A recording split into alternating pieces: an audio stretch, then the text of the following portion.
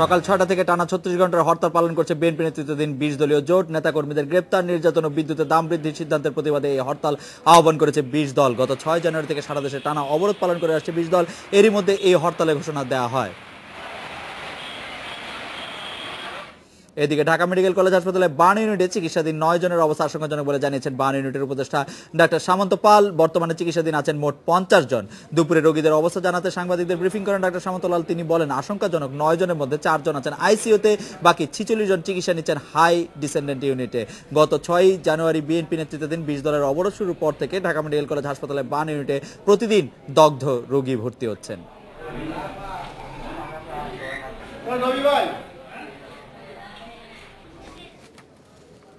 এই মুহূর্তে Dhaka medical college হাসপাতালে বার্ন ইউনিটে আছেন খাদিজাতুল কোবরা। খাদিজাতুল কোবরা, আপনার কাছে প্রথমেই জানতে চাইবো যে ঢাকা মেডিকেল কলেজের বার্ন ইউনিটের কথা আমরা প্রতিদিনই শুনতে পাচ্ছি, তাদের যে শয্যা সংখ্যা, সেই শয্যা সংখ্যার চেয়ে বেশি রোগী সেখানে অবস্থান করছে। বার্ন ইউনিটের ডাক্তাররা, যারা সেবা করছেন, তারা কিভাবে এইটা সামাল দিচ্ছেন?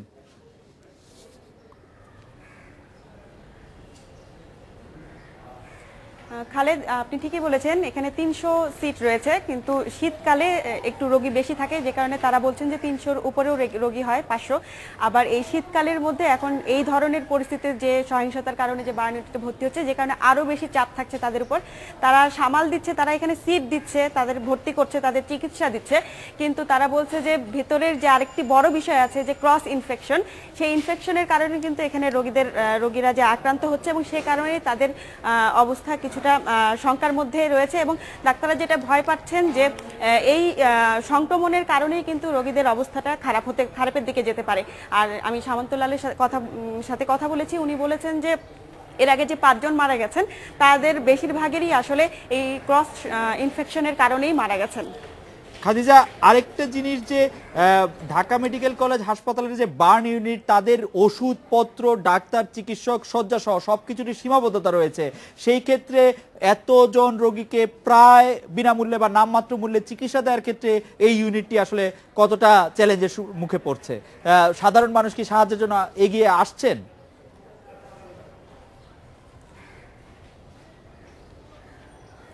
চ্যালেঞ্জের মুখে পড়েছে, তবে প্রধানমন্ত্রীর অফিস থেকে একটা নির্দেশনা আছে যে তাদের প্রত্যেকেরই খরচ, চিকিৎসা বাবদ যা হয় সেটা যেন পর্যাপ্তভাবে ব্যয় করা হয় হাসপাতাল থেকে, সেই ব্যবস্থা করা হয়েছে।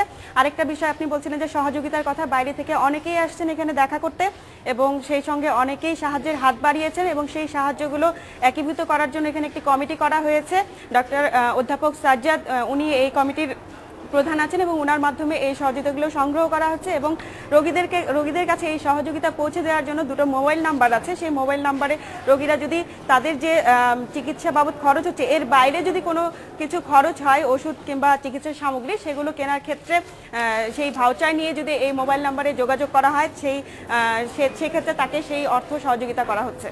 আমরা যদিও এটা পর্যাপ্ত নয়, আমি সামন্ত লালের সাথে কথা বলেছি, উনি বলছেন যে দেশে আমরা আমাদের প্রতিবেদনে বলছিলাম যে আপনি এরকম সহযোগিতা আরো আহ্বান করেছেন যে দেশে যারা অর্থবিত্তশালী আছে, বিত্তবান আছে। আমরা আমাদের প্রতিবেদনে বলছিলাম যে শুক্রবার রাতে আহত বাস যাত্রীদের মধ্যে অন্তত ৯ জনের অবস্থা আশঙ্কাজনক। তাদের সর্বশেষ পরিস্থিতি কি বলে আপনাদের জানানো হয়েছে? খাদিজা,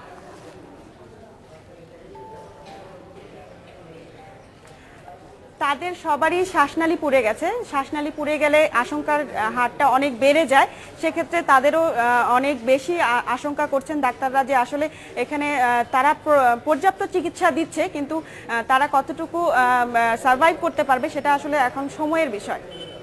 খাদিজাতুল কোবরা, আপনাকে ধন্যবাদ।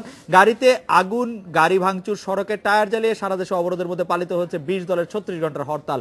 ভোরে নওগাঁ শহরের ঢাকা বাস স্ট্যান্ড এলাকায় টিআর ও ডিপ জল পরিবহনের 2টি বাসে আগুন ধরিয়ে দেয় হরতাল সমর্থকেরা। পরে ফায়ার সার্ভিস এসে আগুন নিয়ন্ত্রণ আনে। পাবনায় মহাসড়কের টায়ার জ্বালিয়ে বিক্ষোভ করে শিবির কর্মীরা। এই সময় 2টি ট্রাক ভাঙচুর করে তারা। নরসিংদীতে অবরোধ হরতালের পক্ষে মিছিল করেছে জেলা বিএনপি অঙ্গ সংগঠন। নেতাকর্মীরা ঢাকা সিলেট মহাসড়কে উঠতে চাইলে বাধা দেয় পুলিশ। পরে সেখানে সমাবেশ করে তারা। হরতালের কারণে খুলনা সোনাডাঙ্গা বাস টার্মিনাল থেকে কোনো বাস ছেড়ে যায়নি, তবে ইজি বাইক, বেবিটিসি সহ হালকা যান চলাচল করছে। ট্রেনের সময়সূচিতে ঘটেছে বিপর্যয়। নগরীর গুরুত্বপূর্ণ এলাকায় পুলিশের পাশাপাশি র্যাব এবং বিজিবি মোতায়েন আছে। বগুড়ায় হালকা যানবাহন চলছে, পুলিশি পাহারায় দূরপাল্লায় কিছু বাসও চলছে। মোড়ে মোড়ে পুলিশ, র্যাব ও আর্ম পুলিশ মোতায়েন আছে।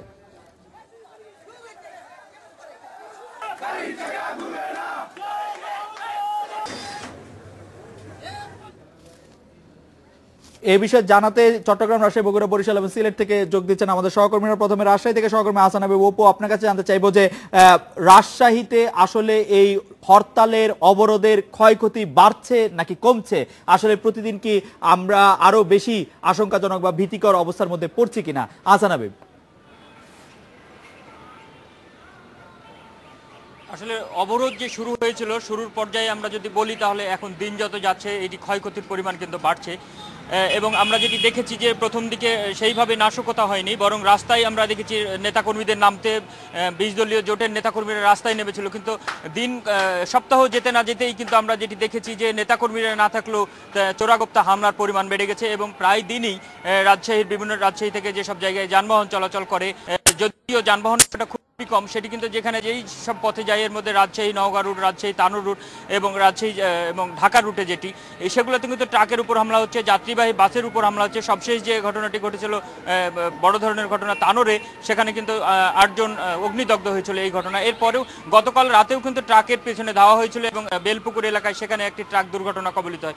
সব মিলিয়ে যদি বলতে হয় আসলে সবগুলো আমরা দিন যত যাচ্ছে এটি একেবারে চোরাগোপ্তা পর্যায়ে গেছে এবং আমরা যেটি দেখছি যে এই সব কারণে কিন্তু ককটেল হামলা এবং পেট্রোল বোমা হামলার ঘটনাও বাড়ছে, যে কারণে ক্ষতির পরিমাণ বাড়ছে। আর এমনিতেই হরতাল অবরোধের কারণে আমরা আপনি যদি একটু বলেন যে আপনি যে এই সব ঘটনা বর্ণনা দিচ্ছেন, আমরা দেখেছি যে রাজশাহীতে গত বছর এই বছর একাধিকবার পুলিশ সদস্যরা আক্রান্ত হয়েছেন।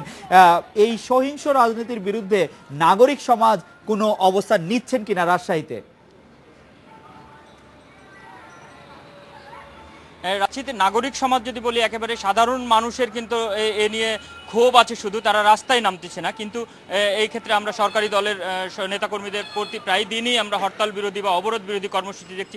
তবে এর বাইরে বলে রাখি যে মানুষের মধ্যে, সাধারণ মানুষ কিন্তু এই যে নাশকতার বিপক্ষে একটা অবস্থানের আমরা ছোট উদ্যোগ হলেও দেখতে পাচ্ছি, যেটি রাজশাহীর পবা উপজেলায় পরশুদিন যে ঘটনা ঘটেছিল, একটি যাত্রীবাহী ঘটনা ঘটেছিল, সেখানে কিন্তু আমরা দেখেছি যে আগুন যারা 2 জন শিবিরকে তারা আটক করেছিল এবং তাদের গণপিটুনি দিয়ে পুলিশের হাতে সোপর্দ করা হয়। এছাড়াও রাজশাহীর গ্রেটার রোড এলাকায় সেখানে যেটি যাত্রীবাহী পুলিশ পাহারা, বিজিবি পাহাড়ে ট্রাক বহর যাচ্ছিল, আপনাকে ধন্যবাদ।